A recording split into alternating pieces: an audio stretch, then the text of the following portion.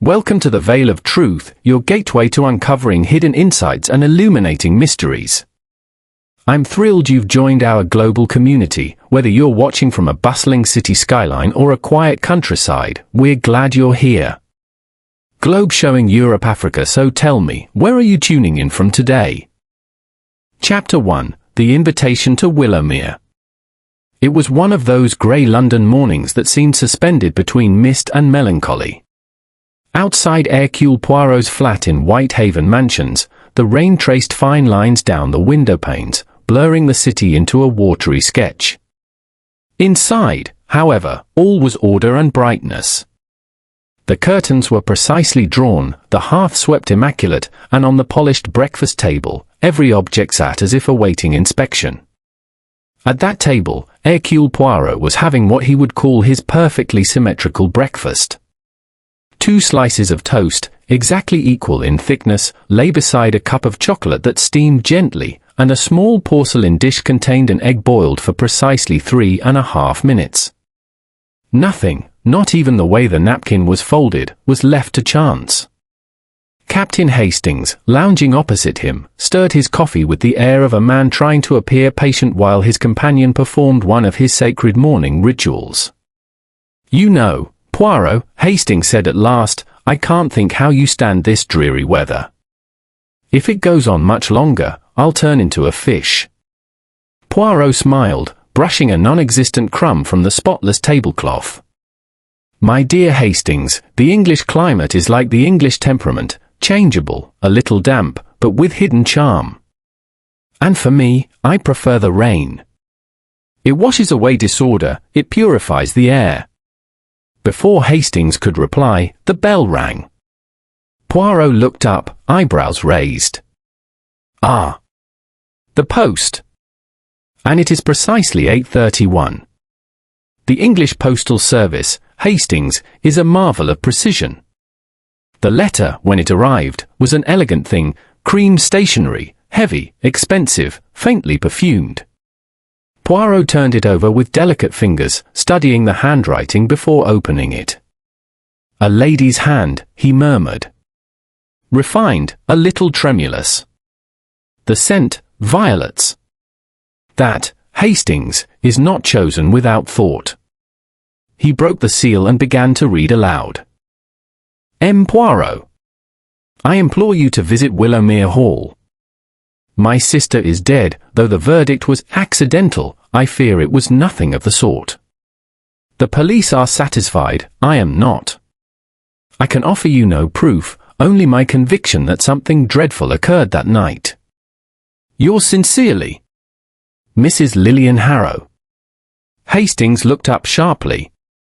"Another country house, another suspicious death. I dare say you've had quite enough of those in your time." Poirot's green eyes, sharp and feline, gleamed with interest.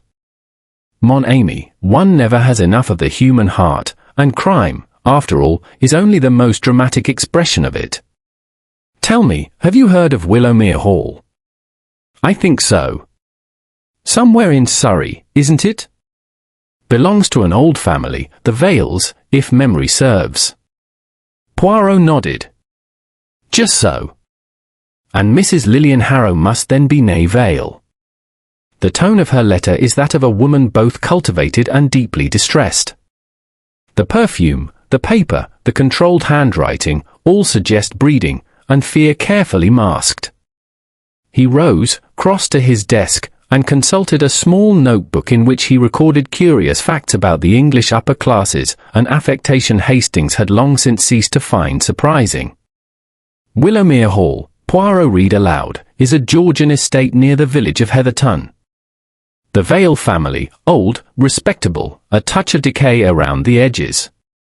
Miss Beatrice Vale, unmarried sister to Mrs. Harrow, found dead beside the ornamental pond 3 weeks ago.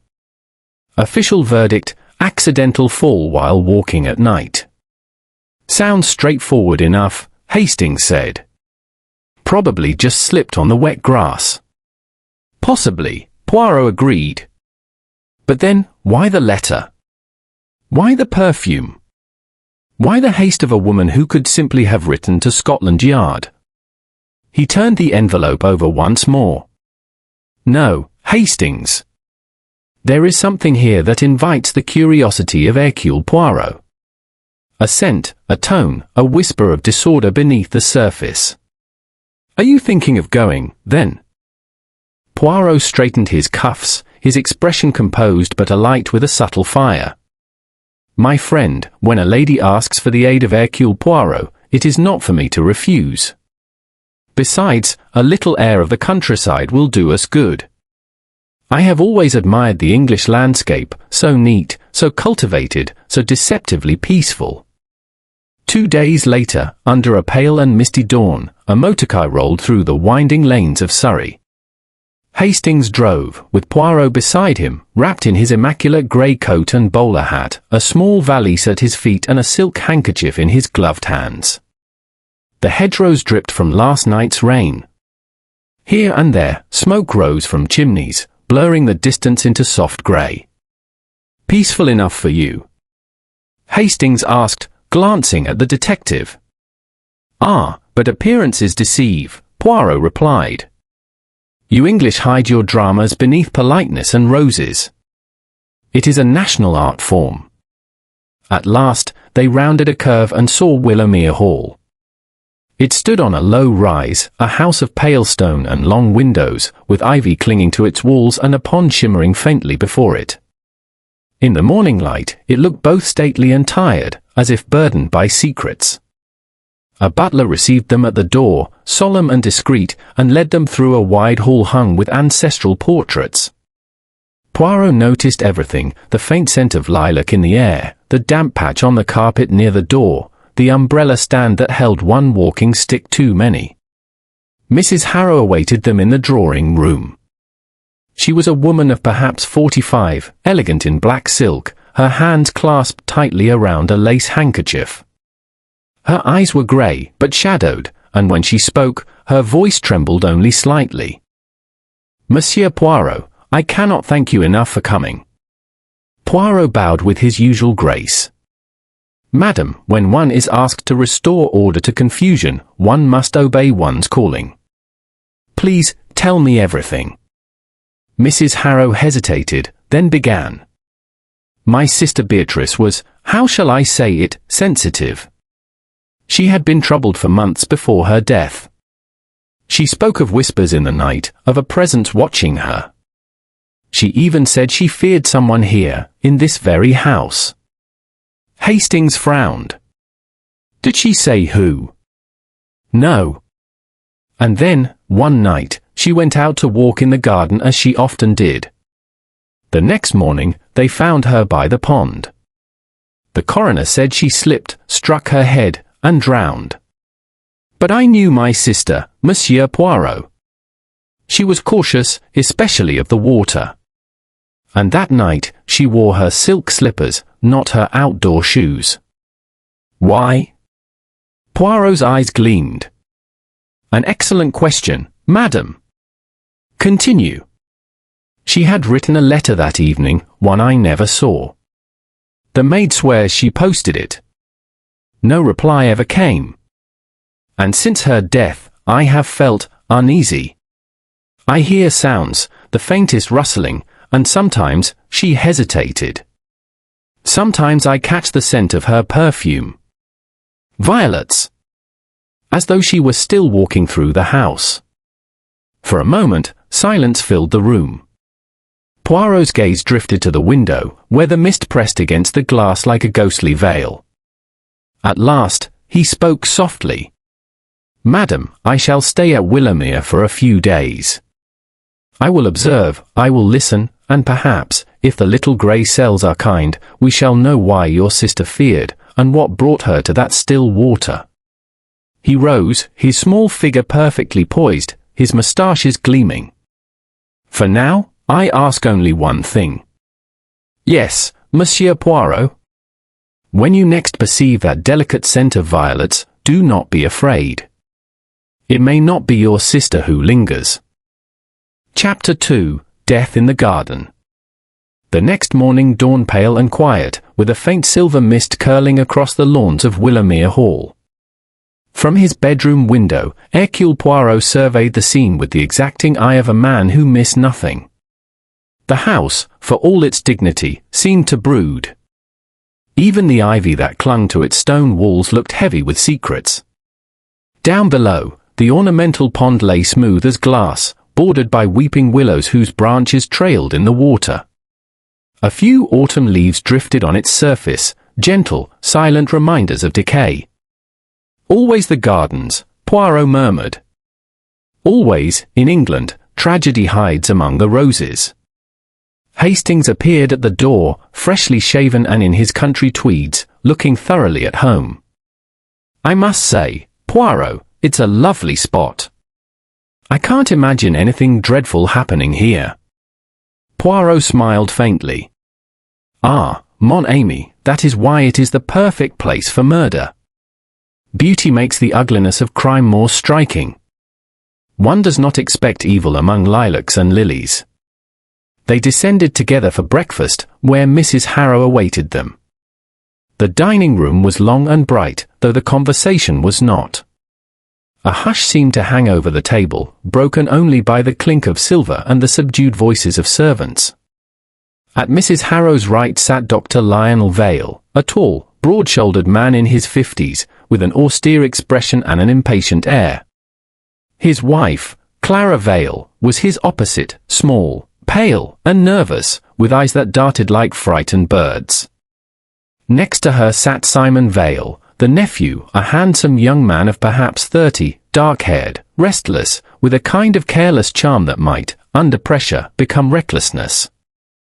At the far end of the table stood Miss Eliza Harkett, the housekeeper, supervising with the rigid propriety of one who ruled her domain with an iron ladle. Mrs. Harrow introduced each in turn, her voice calm but her fingers twisting the napkin in her lap. Dr. Vale was the first to speak.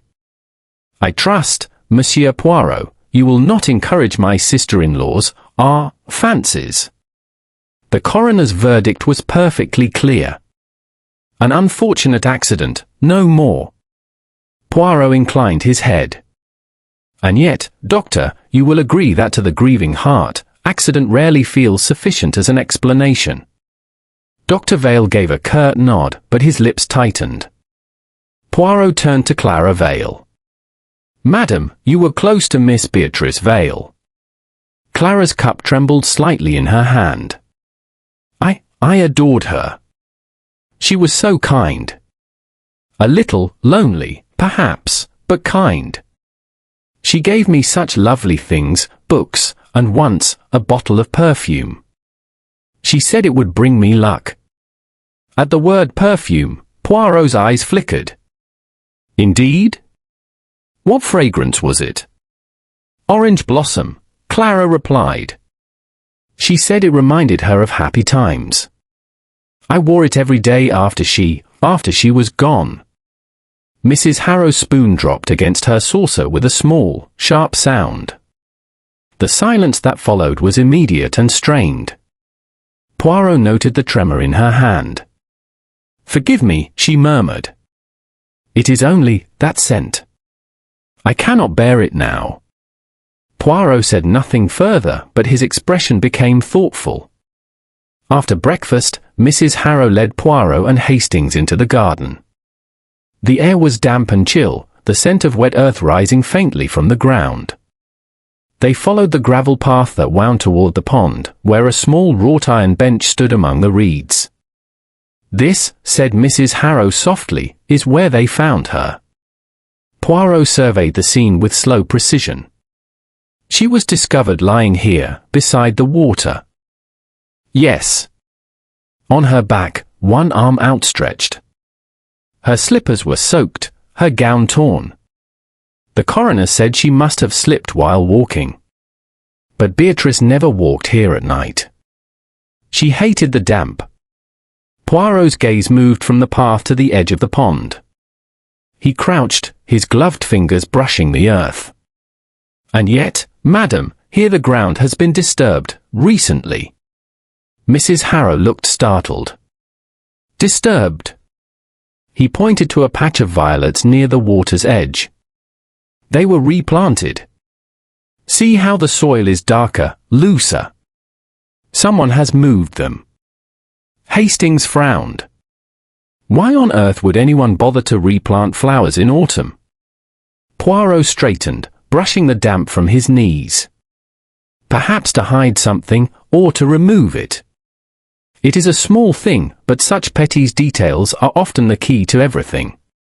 He turned, slowly surveying the grounds. There are other signs. The bench, recently scrubbed. The gravel path, uneven. And yet no gardener has been here this morning, I think. Mrs. Harrow shook her head. No. The gardeners come only on Fridays. Today is Tuesday. Poirot's lips pursed. Then someone was cleaning, but not for beauty's sake. They lingered there for several minutes. Poirot seemed to breathe in the atmosphere of the place, as if absorbing its secrets through the mist. Finally, he said quietly, "Madam, I should like to see your sister's room." The bedroom of Miss Beatrice Vale was spacious but subdued, with pale wallpaper and a great deal of neatness.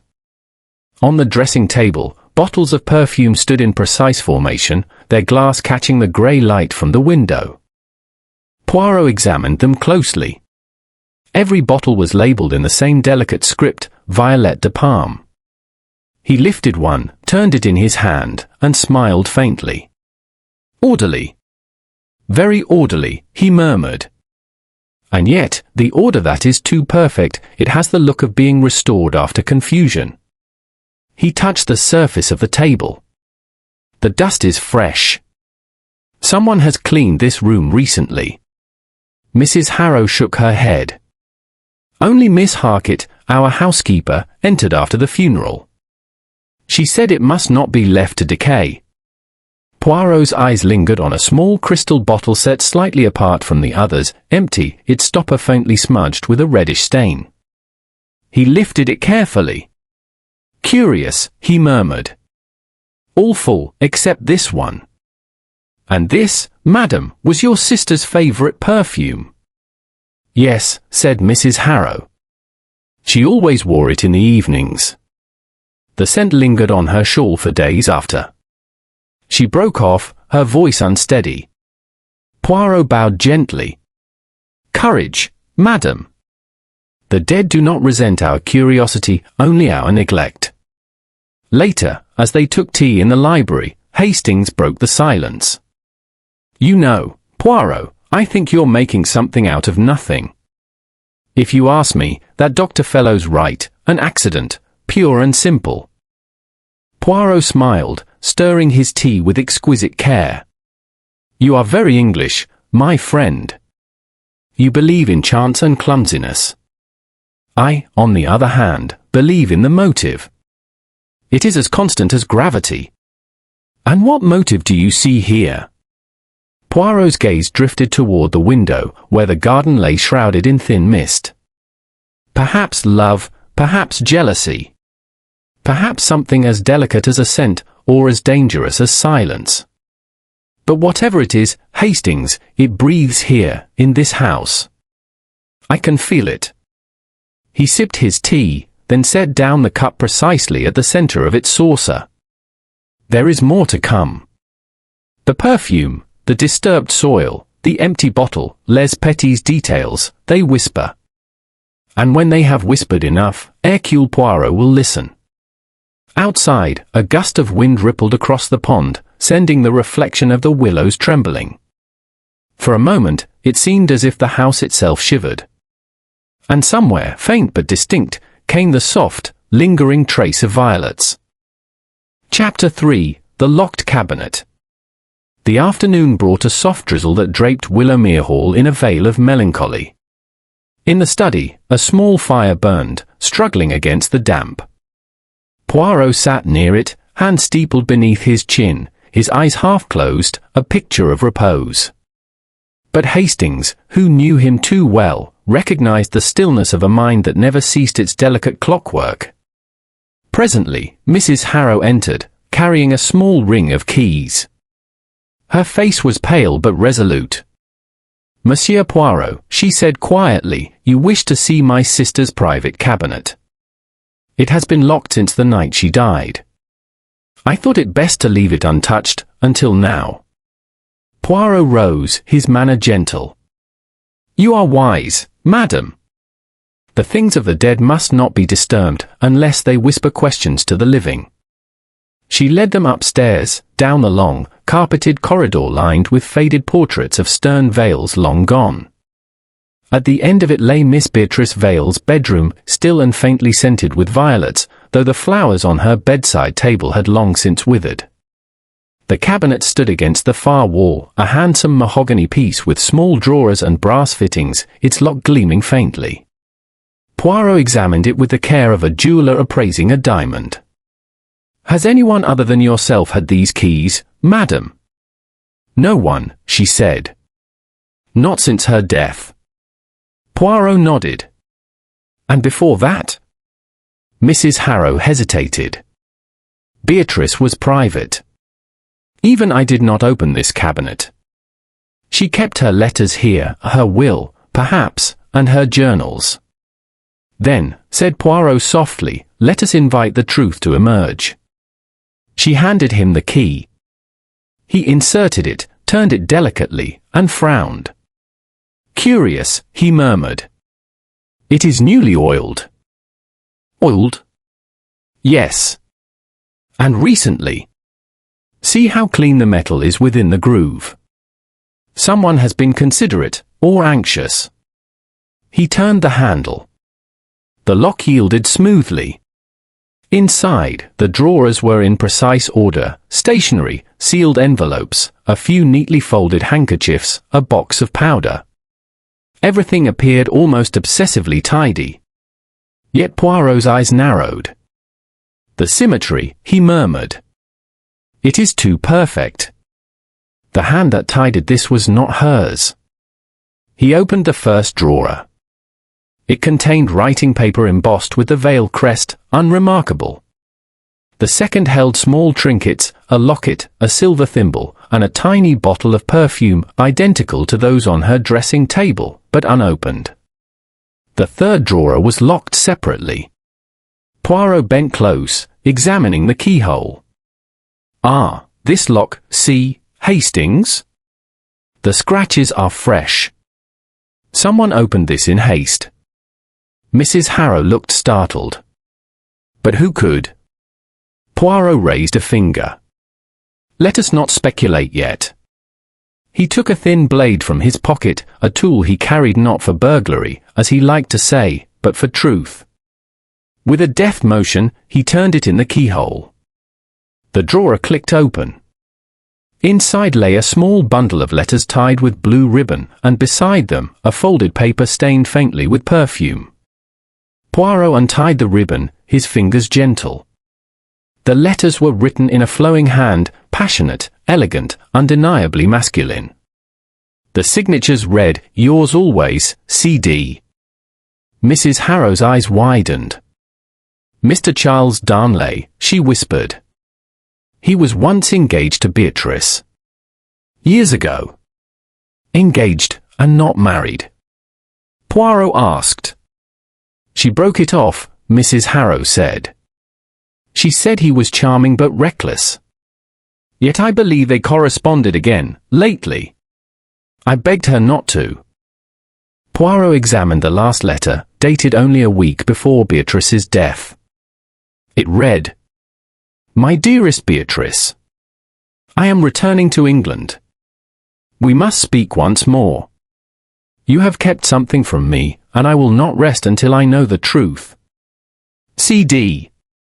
Poirot folded it carefully. So. A man returns from the past, and within a week, a woman lies dead. How neat is the timing, n'est-ce pas?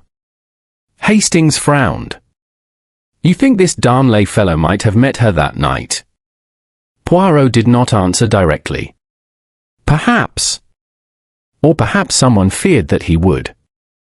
Either way, he casts a shadow, one we must trace. He turned to the folded, perfumed paper beside the letters. It was blank, except for a smudge, faint and irregular, as though someone had touched it with a gloved hand. Poirot sniffed delicately. Violets again. Always violets. Yet this scent is stronger than the rest, artificial, concentrated. It has been spilt here, not worn. He glanced at Mrs. Harrow. Tell me, madam, who among the household would have reason to touch this cabinet since your sister's death? No one. At least, she hesitated. Clara, my cousin's wife, came here once to fetch some linen. But she swore she never opened the drawers. Ah, yes. Madame Clara Vale, Poirot said thoughtfully. The lady of the orange blossom perfume. So delicate a fragrance, yet it lingers in this room also.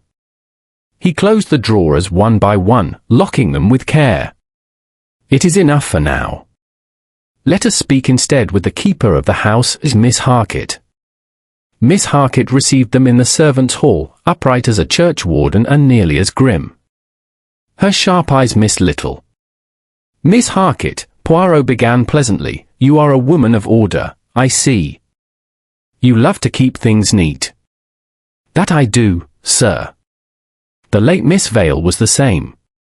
Everything in its proper place, that was her rule. Even her secrets. Poirot asked softly. The housekeeper blinked. Secrets, sir? Ah, perhaps I am mistaken, Poirot said. But tell me, since her death, who has entered her room? Only me, sir. I cleaned it the morning after the funeral. Mrs. Harrow said it mustn't be left to gather dust. And you oiled the cabinet lock. She hesitated a fraction too long. Why, yes. It was stiff. I thought it best. Poirot's voice remained mild. So thoughtful of you. And yet, the drawers within? You opened them also. Her lips tightened. Only to see that nothing was amiss. Indeed. And was it? No, sir, she said too quickly. Poirot smiled. You have been most helpful, mademoiselle. Merci. As they left the servants' hall, Hastings muttered, You don't trust her, do you? Trust? Poirot replied. My friend, trust is a perfume too easily misused. A single drop can intoxicate, or betray. That evening, as darkness fell over Willowmere, Poirot sat by the fire once more. On the small table beside him lay the letters, carefully retied, and the faintly scented scrap of paper. Hastings watched him in silence for a time before speaking. Well, Poirot, what do you make of it? Poirot's gaze was far away. We have a dead woman who feared someone in her own house. A letter from a man returning from the past. A lock oiled by a too diligent servant. And everywhere, the perfume of violets. He leaned forward, eyes gleaming. No, Hastings, this was not an accident. Someone prepared carefully, tidied carefully, and lied carefully. The truth is here, arranged with the precision of Miss Vale's own dressing table. Only one must look for what is too perfect. He rose, adjusting his cuffs. Tomorrow, we shall walk the garden again. The earth remembers what the living would forget. And as the wind sighed against the windows, a faint fragrance drifted through the room, sweet, floral, almost cloying. Poirot turned his head sharply. Violets again, he whispered. And yet no one here wears them. Chapter 4 of The Note in the Fire. The following morning dawned grey and windless. The air hung heavy, as if the whole house held its breath. A fire smouldered faintly in the morning room grate, its ashes pale and soft as dust. Mrs. Harrow's maid, a timid girl named Elsie, was clearing the hearth when she gave a little cry. Poirot, who had just entered with Hastings, turned at once. Eh bien, mademoiselle, what is it that startles you so early in the day? The girl, pale with alarm, held up a scrap of paper blackened at the edges. "It was in the fire, sir, half burnt, like someone had only just thrown it in. I don't like to meddle, but it seemed strange, seeing as no one lit the fire this morning." Poirot accepted the fragment with delicate fingers, examining it closely. The center was charred, the corners singed, but a few words remained visible. "Meet me by the pond, midnight. We must speak of the letter." The rest was lost to ash. Mrs. Harrow, summoned at once, stared at it in dismay. "That's Beatrice's handwriting. I would swear to it." Poirot inclined his head. "You are certain, madam?" "Quite certain. I saw it too often not to know. She wrote with a slight slope to the left, it was her habit." Poirot laid the paper carefully on the mantelpiece. "So, a note written by the late Miss Vale, arranging a meeting by the pond, the very place of her death. Tell me, madam, who could this letter have been meant for?" Mrs. Harrow pressed her hand to her lips. "I don't know. I can only suppose, perhaps Charles Darnley." "Possible," Poirot said softly. "But then, why burn it? To destroy evidence of such a meeting, or to conceal that it was with someone else entirely?" Hastings frowned. "Surely if someone wanted to hide it, they'd have burnt it completely." Poirot's eyes twinkled.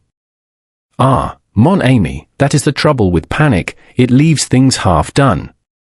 The hand that burns in haste leaves the truth smouldering."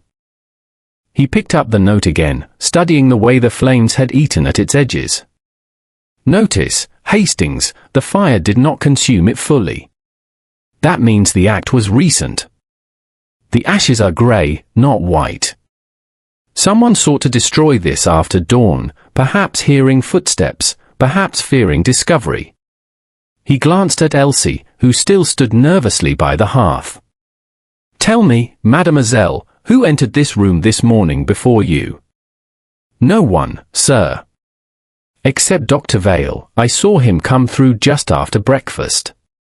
He had a paper in his hand, but I didn't notice what it was." Mrs. Harrow looked up sharply.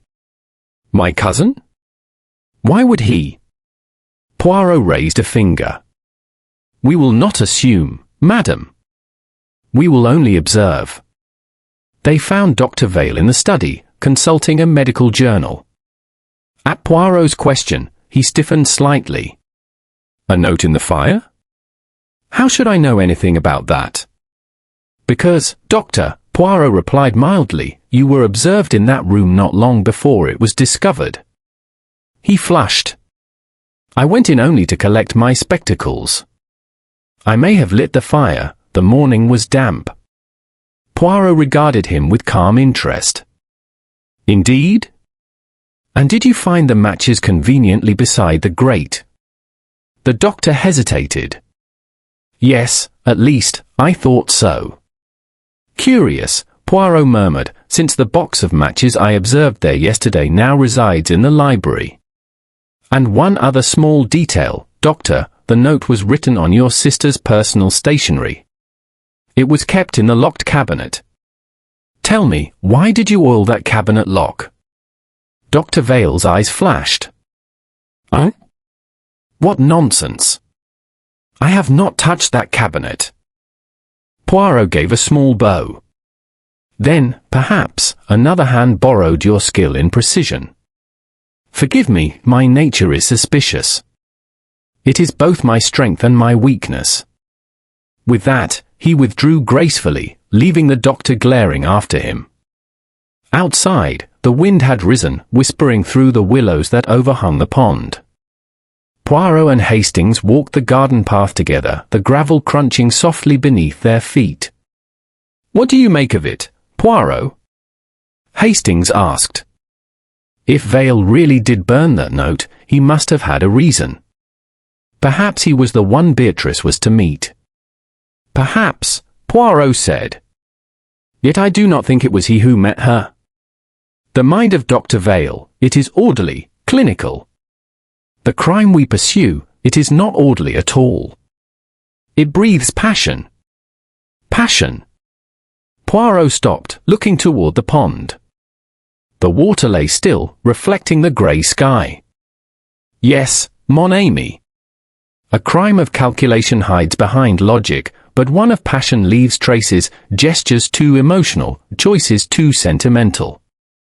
To kill and then burn the note, that is panic, not planning. He crouched by the pond, brushing aside a tangle of reeds. The ground was damp and uneven. See here, Hastings. The earth, compacted by two sets of footprints. One smaller, one larger. And the smaller turns inward. A woman's gait, hesitant, perhaps afraid. He rose again. So. They met here. She came in her slippers, as her sister said. She carried a letter. And she never returned. Hastings frowned. Then who was the other? Poirot gave his small, secret smile. That, my friend, is what we must now discover. That evening, the atmosphere in Willowmere Hall grew tense. Over dinner, conversation faltered. Mrs. Harrow sat silent, her eyes shadowed. Clara Vale's hands trembled as she lifted her glass. Simon Vale attempted lightness, but his laughter rang hollow. At last, it was Miss Harkett who broke the silence. I can't help saying it, she declared abruptly, but this house feels cursed. Ever since Miss Beatrice died, I've heard the rustle of her skirts at night, and once, she lowered her voice, I smelt her perfume by the staircase. Mrs. Harrow shivered. Don't, please. Poirot watched them all quietly, his expression unreadable. Fear, madam, he said gently, often reveals more truth than courage. Those who are frightened usually have reason. Dr. Vale rose impatiently. This is hysteria. Ghosts and perfumes. I'll not have it discussed. Poirot inclined his head. Very good, Doctor. Then let us discuss something else, such as who might have been awake at midnight, the night your cousin died. A silence followed. Clara Vale's fork clattered against her plate. I was, she stammered. I couldn't sleep. I heard a door close. That's all. Poirot's gaze lingered on her face. And you recognized whose door? She shook her head, but her eyes flickered toward her husband. Poirot noted it, said nothing, and resumed his meal. Later that night, in the dimly lit library, Poirot and Hastings reviewed the fragment of the burnt note once more. The handwriting shimmered faintly beneath the lamplight, graceful yet hurried. Poirot spoke softly. She wrote to someone she trusted enough to meet in secret. She called it the letter, as if both parties knew its contents. Perhaps something she had discovered. Something dangerous. He leaned back, fingertips pressed together. Now consider, Hastings, the letter she mentions, where is it? Destroyed, I suppose. Ah, but no. If the murderer destroyed it, why not destroy this note as well? They tried, yes, but too late. It suggests they acted after, not before, the death. Someone searched her room, found the letter, and then, fearing its trace, sought to burn the summons that led her to the pond. Hastings whistled softly. Then the killer didn't plan it at all, it was done in panic. Poirot's eyes gleamed. Perhaps. Or perhaps the plan was perfect, until emotion intervened. There is always emotion, Hastings. Even in murder most polite. He rose, straightening his cuffs. Tomorrow, I will speak again with Madame Clara Vale. She knows more than she admits. The orange blossom perfume, I begin to think it was not merely a gift. It was the instrument of death itself. Hastings stared. You mean? Poirot smiled faintly. Patience, mon ami. The perfume of death does not fade quickly. Outside, the wind stirred the ivy, and from somewhere distant came the faintest echo, the whisper of water, the ghost of violets drifting through the night. Chapter 5: The Second Fragrance. The next morning broke with a watery sunlight, filtering thinly through the curtains of Willowmere Hall. The mist that had blanketed the grounds for days was beginning to lift, but the air remained heavy, charged with unease. Poirot, who had risen early, was already seated in the breakfast room, enjoying his cup of chocolate. He stirred it slowly, eyes distant. Hastings entered, rubbing his hands briskly. "A fine day at last, Poirot. Perhaps we'll get a bit of clarity, weather-wise, at least." Poirot smiled faintly. "Clarity, Hastings, is not a gift of the weather. It is a gift of the little grey cells." Hastings poured himself coffee, glancing curiously at the detective. "You look thoughtful. What's in that clever head of yours now?" Poirot's gaze shifted to the window. "Perfume, mon ami." "Perfume?" "Yes. You English are very careless with your scents. To you, it is a trifle, a pretty touch. To me, it is identity itself. The signature of the soul." Before Hastings could reply, Mrs. Harrow entered. Her face was drawn, her expression anxious. "Monsieur Poirot, there is something strange. I was in my sister's room just now, and the scent of violets, stronger than ever, seemed to fill the air. I opened the window, but it lingered." Poirot rose at once. "Show me, madam." They went upstairs.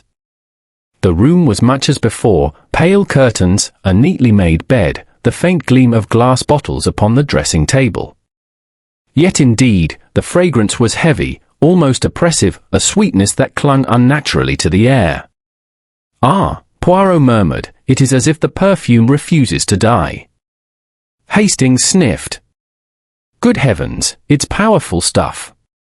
Do you think someone came in and spilled it?"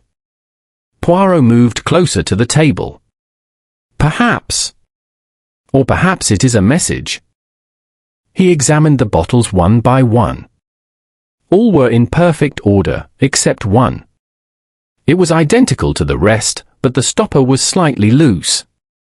Poirot lifted it, held it to the light. The liquid inside was cloudy. "Cloudy," he repeated softly. "Perfume does not turn so quickly. Something has been added to this bottle, and not by chance." Mrs. Harrow gasped. "Do you mean?" Poirot turned to her gently.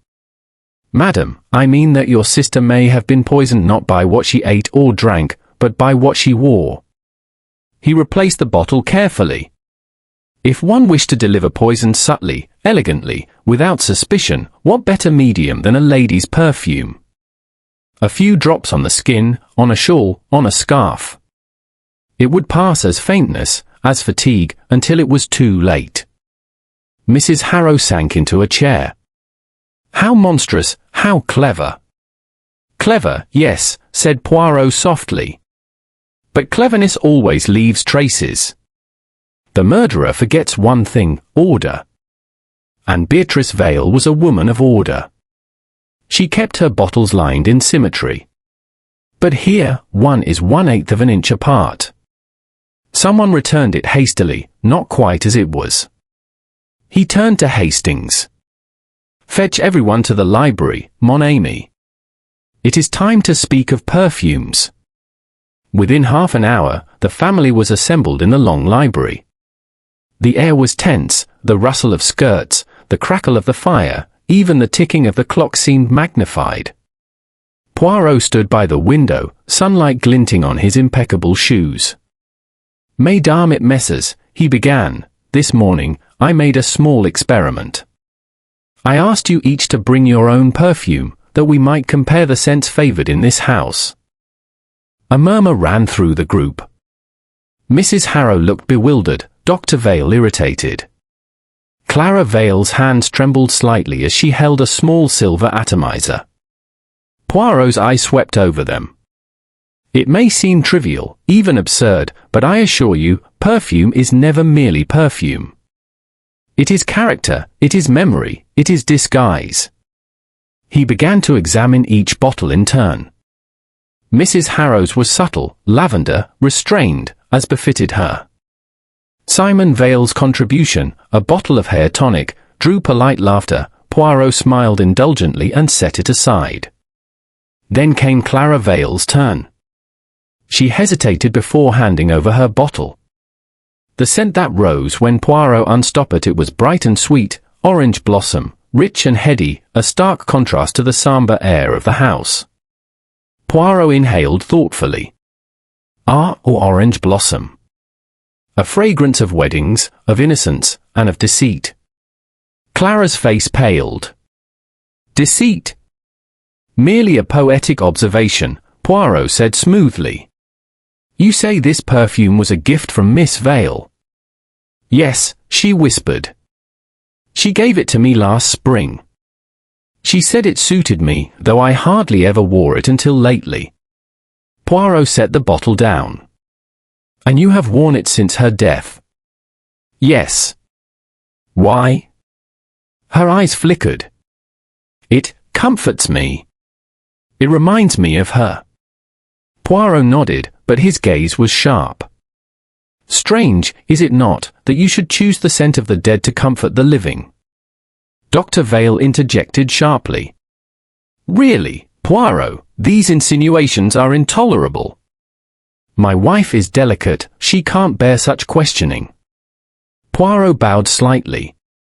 Forgive me, Doctor. I mean no distress. But your cousin's perfume interests me greatly. She wore violets, a flower of secrecy. Yet she gave to Madame Vale a perfume of orange blossom, the flower of honesty, of marriage. Perhaps there is irony in that. He paused. Or perhaps intention. A silence fell. Then Simon Vale spoke, his voice tense.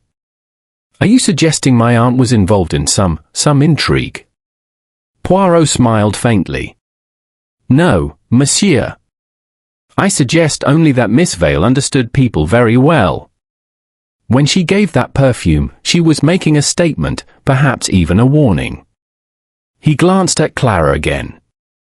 Her eyes were lowered, her fingers twisting the lace of her handkerchief. Tell me, madam, Poirot said softly, the night your cousin died, you said you could not sleep. Did you smell this perfume then? She looked up, startled. Yes. I thought I did. I thought it was my own scent. Poirot's eyes gleamed. Or hers? Dr. Vale rose suddenly. This has gone far enough. You will not badger my wife with insinuations and riddles. Poirot raised a hand, calm and implacable. Sit down, Doctor. You are angry because you fear, and fear, when misplaced, makes one clumsy. I do not accuse. I only observe. He turned back to Clara. You said your cousin gave you that perfume as a gift. Did you ever see her refill it? Clara hesitated. No. She had many bottles, she said they were from Paris. I thought nothing of it.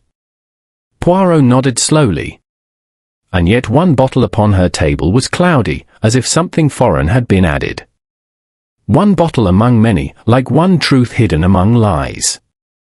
He looked at them all, his voice gentle but firm.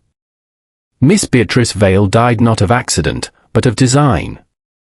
Someone here knew her habits, her vanity, her love of perfume, and used them against her. The scent that comforted her became her executioner. A murmur ran through the room. Poirot bowed slightly. The second fragrance, Miss Amiss, orange blossom, plays its part as well. For there is a connection between the perfumes of the living and the dead. I shall find it. And when I do, the air will clear, of lies, of fear, and of deceit. He turned toward the window, where the sunlight fell across the rain-streaked glass.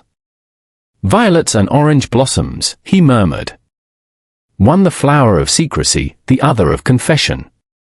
When the two mingle, truth is near. He straightened, smoothing his cuffs. Tomorrow, we shall see the garden again. I wish to speak once more with the earth, for it, like perfume, remembers. And as he left the room, the faintest trace of scent followed him, violet and citrus, mingled like memory and guilt. Chapter 6, The Night Visitor.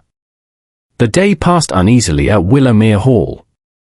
There was no laughter, no music, only the sound of doors closing softly and the whisper of anxious footsteps across the hall's polished floors. The shadow of Beatrice Vale seemed to lie over every conversation, every glance. Poirot spent most of the afternoon in the library, writing small, meticulous notes in his little book. Hastings, pacing restlessly, could bear the silence no longer. "Poirot," he burst out, "you've been scribbling for hours. Surely you've found something by now." Poirot smiled faintly. "Mon ami, in the art of detection, patience is not merely a virtue, it is the key. One must let the truth ripen like a fruit. To pluck it too early is to taste only bitterness." "Yes, yes, but where's this all leading? Perfumes, burnt notes, and secret meetings, we've got a dozen threads, and none seem to tie together." Poirot lifted his eyes. "Ah, but they will. I have been arranging them, comme les fleurs dans un bouquet. There is one more petal to find before the picture is complete. What do you expect to happen tonight?"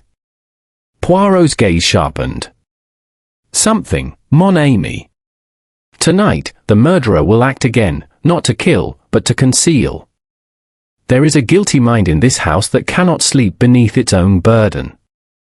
It will seek to destroy what remains of Miss Vale's letter, or to silence one who knows too much." Hastings stared. "And how do you know this?" Poirot smiled serenely. "Because guilt, like perfume, cannot be contained. It seeps through doors, it lingers in the dark. It must move, or suffocate." That evening, dinner was a strained affair. Conversation faltered, glances darted like quick shadows. Mrs. Harrow excused herself early, claiming a headache. Clara Vale, pale and tense, barely touched her food. Dr. Vale drank more wine than usual and retired soon after, muttering about his patients. Poirot ate sparingly, every movement deliberate. He said little, though his eyes missed nothing, the trembling of hands, the sheen of perspiration on Dr. Vale's brow, the way Clara's gaze darted toward the library door whenever the wind rattled the window panes. When the last of the servants had gone, Poirot turned to Hastings. "Tonight, my friend, we will keep watch." The clock struck 11. Willowmere Hall lay deep in shadow.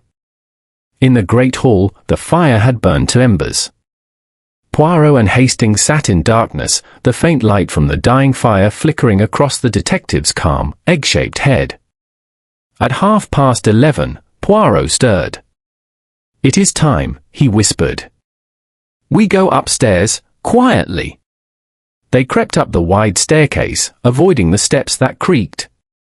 The corridor stretched ahead, dimly lit by a single lamp. From behind closed doors came the faint rhythm of sleep, or its imitation. Poirot motioned Hastings toward Beatrice Vale's old room. "We wait here," he murmured. The scent of violets still lingered faintly in the air. Outside, a branch tapped against the window. Time passed slowly. Hastings's eyes began to droop, when suddenly, a sound. A faint creak, soft as a sigh, from the far end of the corridor. Poirot's hand tightened on Hastings's sleeve. The sound came again, the unmistakable whisper of footsteps on carpet. A shadow moved, gliding along the wall. The figure paused before Beatrice's door. Poirot tensed. The door handle turned slowly. The door opened an inch, then another. A slender figure slipped inside, carrying a candle shaded by one hand. The faint flame revealed the pale, frightened face of Clara Vale. Poirot waited a moment, then stepped forward. "Good evening, madam," he said softly. The candle wavered. Clara gave a small cry, nearly dropping it. "Monsieur Poirot." You frightened me." "Forgive me," he murmured. "You did not expect company, I see. May I inquire what brings you here, at this hour?" Clara hesitated, her lips trembling. I could not sleep. The scent of Beatrice's room, it haunts me. I came to take the perfume away." Poirot's eyes gleamed in the candlelight. "Indeed? Which perfume, madam? The violet? Or the orange blossom?" She stared at him, speechless. Poirot advanced a step. "You see, I already know that both are yours now. The first, the fragrance of secrecy. The second, of confession. Which do you choose tonight?" "I don't understand." You understand perfectly. You came to remove what remains of her scent because it condemns you. You fear it, madam, because it speaks the truth." Her composure broke. "No. I swear I only wish to keep it safe. Beatrice, she told me something before she died." "Ah," said Poirot quietly, "now we begin to reach the heart." At that moment, another sound shattered the silence, a door opening violently down the corridor. Dr. Vale appeared, half-dressed, his face pale and furious. "Clara! What are you doing here?" She turned, the candle trembling in her hand. "Charles, please." Poirot stepped between them smoothly. "Dr. Vale, your timing is impeccable. You come just in time to save your wife from making a very foolish confession." Dr. Vale glared. "This is absurd. You've filled her head with nonsense, Poirot." "None, doctor. I merely listen. It is you who have been speaking, though not with words. When you burned the note, when you tampered with the bottle, when you forbade the servants to open the windows of this room, you spoke volumes." Dr. Vale's jaw tightened. "You have no proof of anything." Poirot smiled faintly. "Ah, but I have the burnt letter, and I have this." He reached into his pocket and withdrew a small glass vial. "I found it behind the dressing table. A residue of poison, precisely the same substance that clouded Miss Vale's perfume." Clara gasped. "Charles! You said it was medicine." Dr. Vale turned on her sharply. "Be silent." Poirot's voice was very quiet. "Medicine, yes. But not for your cousin, madam. It was meant for you. The poison was prepared in two forms, one hidden in Miss Vale's perfume, the other in yours. But fate reversed the bottles. The wrong woman died." Clara gave a strangled cry. "No, you can't mean." Poirot's expression softened. "It was jealousy, was it not, doctor? Your wife's beauty, her freedom, and your cousin's wealth. You thought to be rid of one, to inherit the other. But Miss Vale discovered your plan. She wrote you a note, demanding a meeting by the pond, and you silenced her before she could speak." The doctor's face twisted. "You have no idea what you're saying." Poirot inclined his head. "Perhaps not. But Scotland Yard will understand me perfectly." For a moment, silence reigned. Then Dr. Vale made a sudden movement, toward Clara, toward the candle. Poirot's arm shot out. "Non, monsieur. Enough tragedy for one house." Hastings, quick and solid, seized the doctor's wrist. The candle fell, guttered harmlessly on the carpet. Poirot's tone was almost sorrowful. A man of science, doctor, yet undone by chemistry and vanity. Dr. Vale sagged, defeated. Clara sank to the floor, weeping softly. When the household was roused and the doctor placed under guard, Poirot returned at last to the library. The clock had struck 2. The wind moaned outside. Hastings poured a small brandy for him. Good heavens, Poirot, I thought he'd strike her.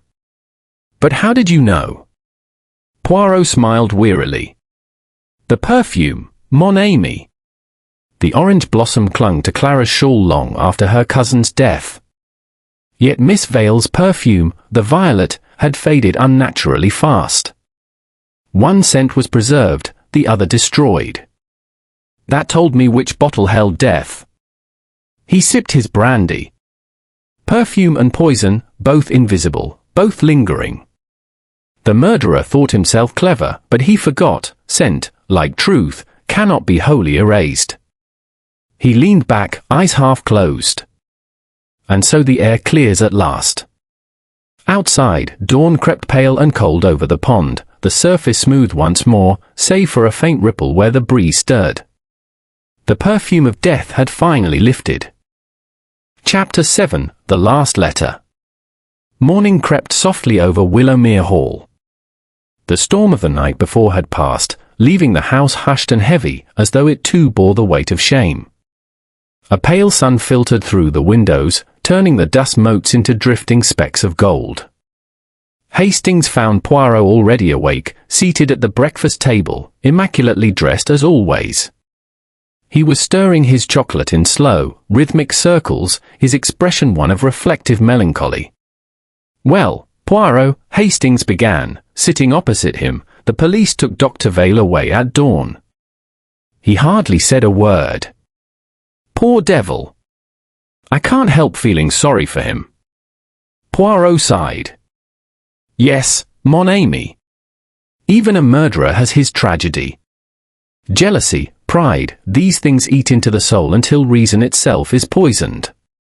The good doctor loved too much his reputation, his possessions, his control. When any of them were threatened, he lost balance. La, say tout. Still, Hastings said thoughtfully, it's extraordinary how you pieced it together from a bottle of scent. Poirot gave a faint smile. Ah, but it was not the scent alone, my friend. It was the behavior of those around it. The murderer is always betrayed by symmetry disturbed, a chair moved, a word misplaced, a fragrance that should not linger. To the untrained eye, these are trifles. To Hercule Poirot, they are the alphabet of guilt. He set down his spoon delicately. And yet, he added quietly, there is something unfinished. One small question remains unanswered. Hastings looked up sharply. Unanswered? What more could there be? Poirot leaned back. Beatrice Vale was a woman of intelligence. She discovered her cousin's scheme, yes, but how? There must have been evidence, something she saw or read. And I think she left behind one final clue, one last whisper of truth. They went upstairs after breakfast, passing the solemn-faced servants who avoided meeting their eyes. The door to Beatrice's room stood open now, stripped of its dread. The air still held a faint note of violets. Poirot began to examine the room once again, but not as before, this time, with the precision of a man seeking the end of a story he already knows. He inspected drawers, opened books, ran his fingers along the back of picture frames. At last, he paused by the writing desk. Observe, Hastings, he murmured. Everything here is dusted, polished, orderly, except this small hinge. He pointed to a delicate mahogany box built into the desk. You see the faint line of a compartment. It is hidden, but not well enough to fool Hercule Poirot. With a quick movement, he pressed the edge. A panel sprang open, revealing a folded sheet of paper tied with faded blue ribbon. Poirot's eyes gleamed. Voila! The last letter. He untied it with great care. The paper was brittle, faintly scented, not of violets, but orange blossom. To my cousin Charles. I have long suspected that the gifts you offer come with a cost. When you gave Clara the orange blossom perfume, I thought it only vanity, but now I fear worse. I have seen the small bottle you hide in your cabinet, and I have smelt the same bitter trace upon the stopper. You think me a fool, but I know poison when I meet it. I shall not be silent. If harm comes to Clara, or to me, this letter will speak in my stead. B.V. Poirot read it twice, his eyes grave. Then he folded it and replaced it carefully in his pocket. Good heavens, Hastings breathed. So she knew everything.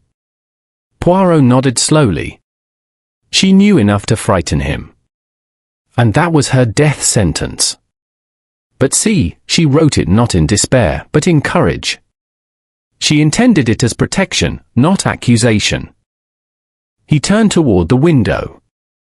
She loved her cousin's wife, Hastings. That is what is most tragic. She saw the danger, and she tried to save her, not herself. Later that morning, Poirot and Hastings were joined in the drawing-room by Mrs. Harrow. Her face was pale, but her manner calmer than before. "You have found something, Monsieur Poirot?" she asked. "Yes, madam," Poirot said gently. "We have found Beatrice's final words. She wished to protect Clara Vale. She knew her cousin's mind had turned dark." Mrs. Harrow closed her eyes. Poor Beatrice. She was always too trusting. Even when she doubted someone, she sought to forgive them. "Oh, Poirot said softly. "That is why she died without struggle. She believed she could reason with him, that love might yet soften the heart of a jealous man. Alas, love is a poor shield against fear." Mrs. Harrow looked at him steadily. "You have a kind heart, Monsieur Poirot. I think you see more sorrow in the world than most." He smiled faintly. "Ah, madam, that is why I cherish order and symmetry, because human emotion is always chaos. My little grey cells must bring balance where the heart cannot." In the afternoon, Poirot walked alone through the gardens. The pond shimmered quietly under the pale sun. The reeds whispered, the air was cold but fresh. He stopped where Beatrice had fallen, his hands clasped behind his back. There were faint impressions still visible in the damp soil, the marks of old boots and lighter shoes beside them. Poirot crouched, touching the earth lightly. "She came here willingly," he murmured. "Her note said we must speak." She hoped to persuade him to stop. But he brought the bottle, the violet scent, and with it death. He remained there for a long time, silent, lost in thought. A robin flitted to a nearby branch, cocking its head as though listening. Poirot smiled sadly. Even the birds, they grieve. When he returned to the house, Hastings met him in the hall. "Poirot, the inspector is downstairs. He says Dr. Vale has confessed everything. The poison, the meeting by the pond, all of it." "Ah," Poirot said softly. "Then the truth has breathed at last." Hastings studied him. "You don't seem pleased." "Pleased?" Poirot repeated, with a small shrug. "No, mon ami. There is no pleasure in being right when the subject is death. But there is satisfaction, the peace of order restored." He placed the recovered letter in Hastings's hands. "Keep this safe, my friend. It is not evidence for the police, it is a memorial. A woman's courage deserves remembrance." That evening, the atmosphere in Willowmere Hall shifted. The tension that had gripped the household seemed to lift, though grief still lingered like a faint shadow. The servant spoke softly again, the fire burned warmer.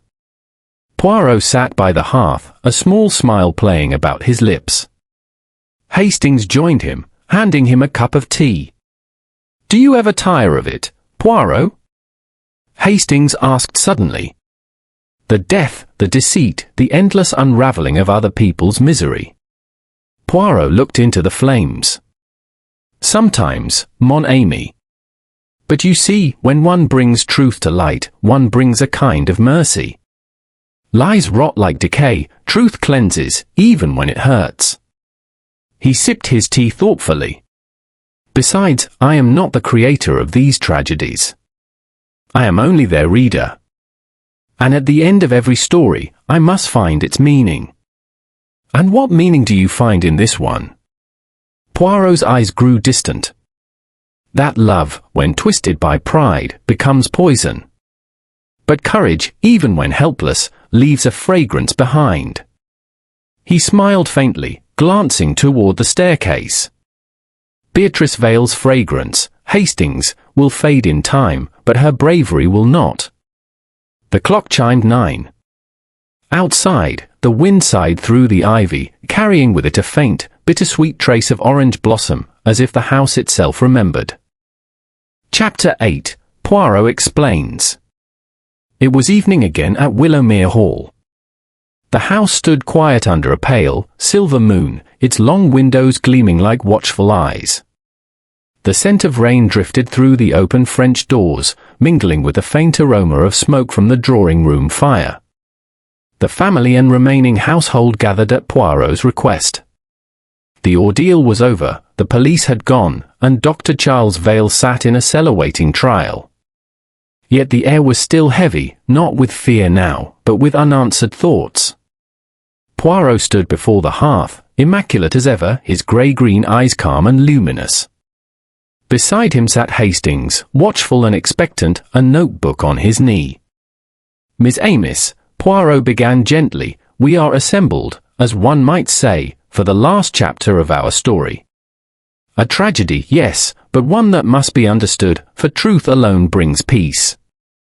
He paused, his fingers lightly touching the mantle. You have all suffered under the weight of uncertainty. You deserve to know not only how the crime was committed, but why.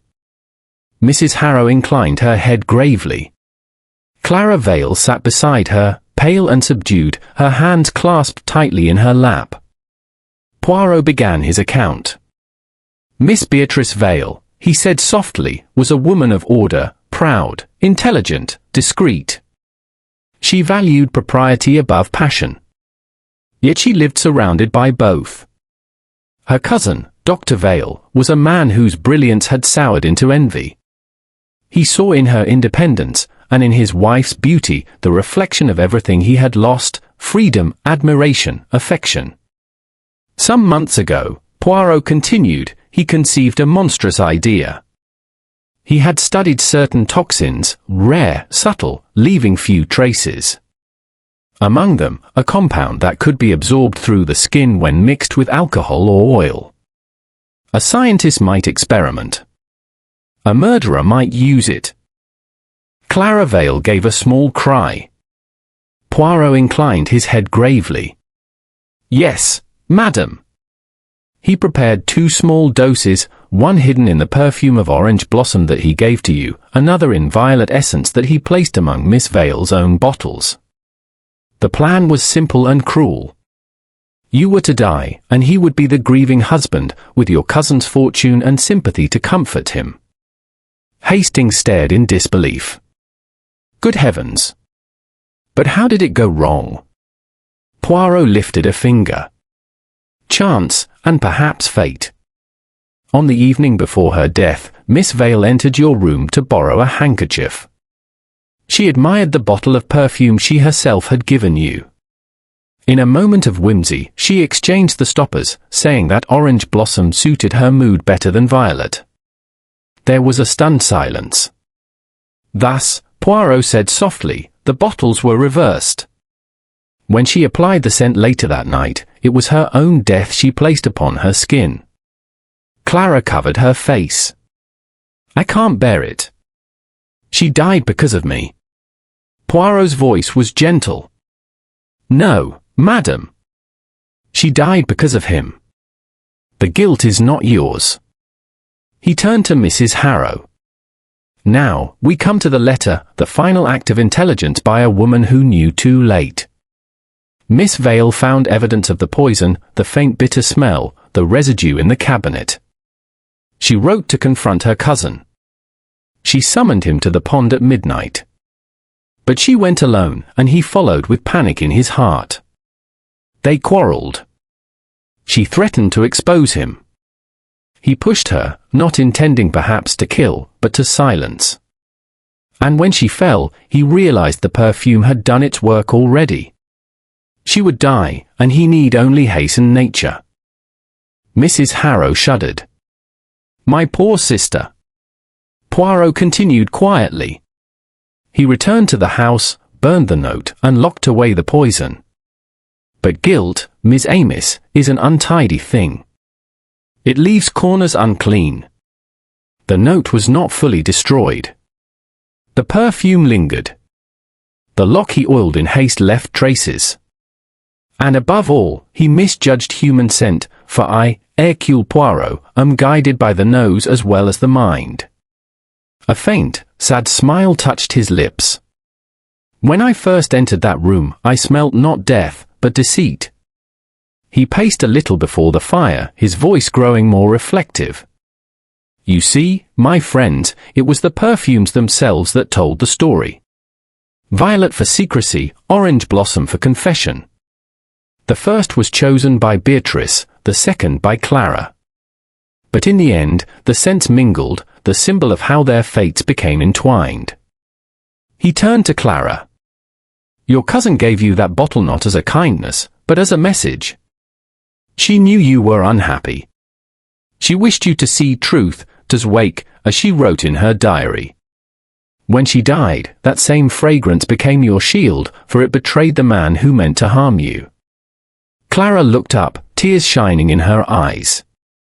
Then she saved me, without even knowing. Poirot bowed slightly. Yes, madam. In dying, she unmade his design. For a long moment, no one spoke. The fire crackled softly.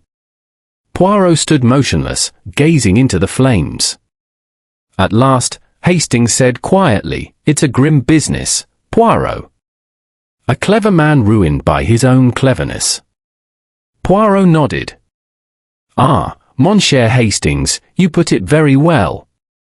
Intelligence without morality, it is like perfume without sweetness, all sharpness and deceit. Such brilliance turns inward and poisons its master.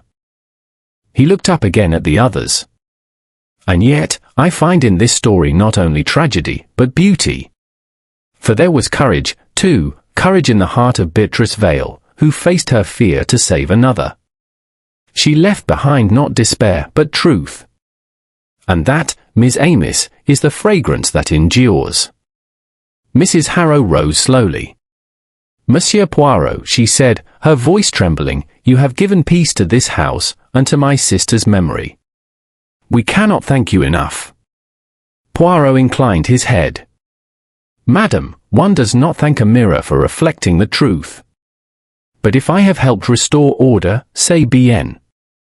He smiled, his eyes kind. You will leave Willowmere for a time, I think. The past clings too strongly to its walls. But someday, when the spring returns and the air is clean, perhaps you will smell the violets again without sorrow. She pressed his hand. I hope so. Later, after they had all gone to rest, Poirot and Hastings lingered by the fire. Outside, the moonlight rippled on the pond through the window pane. Hastings exhaled.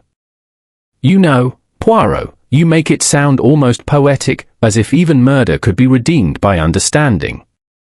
Poirot smiled faintly. Murder, no. But humanity, always. Each crime, mon ami, is a failure of balance. The detective's task is not merely to punish, but to restore harmony. That is why I seek order.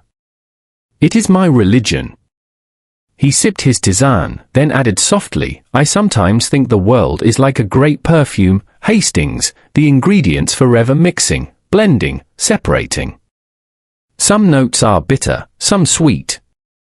My task is simply to identify the composition, and to correct the imbalance before the scent fades entirely. Hastings chuckled. Trust you to turn even death into chemistry. Poirot gave a small, indulgent shrug. ABN, life itself is but chemistry, and conscience, the distillation of the soul. They sat in companionable silence. The fire crackled lower, casting long shadows on the floor. At last, Poirot rose, straightening his tie. "Come, mon ami. The case is closed, and my little grey cells may rest. Tomorrow we return to London, where there are no ghosts, only the living and their little vanities." As they left the room, a breeze stirred the curtains. For a fleeting moment, the faint, wistful scent of orange blossom drifted through the air, mingled with the delicate sweetness of violets, the two perfumes blending, no longer at war. And in that mingled fragrance, Willowmere Hall breathed again.